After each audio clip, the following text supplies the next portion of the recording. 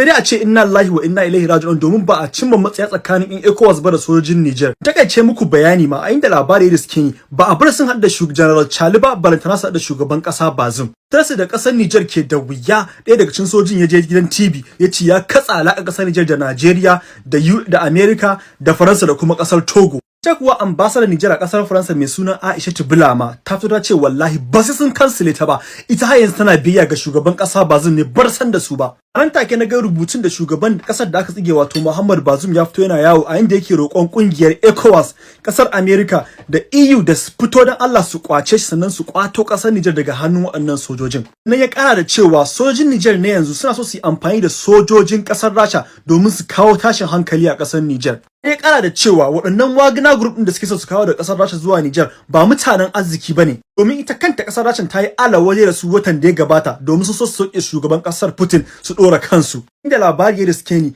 tuni sojojin Niger suka je suka nemo agaji daga wannan sojin na Wagner. Ɗaya bangaren kuma shugaban ƙasar Najeriya wato Bola Ahmed Tinubu a matsayin shi na shugaban ECOWAS ya roki National Assembly na Najeriya da a bashi aron sojojin Najeriya domin ya tura su filin yaƙi. Halin yanzu da sojin ECOWAS sun ce suna roƙon sojin ne da su gaggawa mika mulki kafin mai faruwa ta faru. Har yanzu dai wasu na ganin da cewa sojin Niger sun ji tsoro shi suka gaita sojin Wagner. Wasu kuma na ganin da cewa salon yaƙi ne. Wasu kuma na ganin da cewa idan har ƙasar Rasha ta bar sojin Wagner suka shigo ƙasar Niger to fa za a fara mata kallon munafurci. Domin kuwa ita kanta ƙasar Rasha bata goyi bayan jin mulki a ƙasar ta ba, sannan bata goyi bayan sojin Wagner da suka su jin mulki a ƙasar ta ba. Sai a Afirka wannan bidiyon kada ya tsawo da yawa. Shin me ra'ayinku? Mu haɗu a part To fa kun ji wannan sabuwar rigimar da ta riga ta fito tsakanin kasar Niger da kasar ECOWAS, inda sojojin kasar Niger suka shigarwa wannan gari na ECOWAS domin cimma burin wannan karban mulki na gurin wannan sojan domin a dawowa da wannan shugaban kasa Muhammadu Bazum din da ya dawo ya ci gaba da mulkarsu,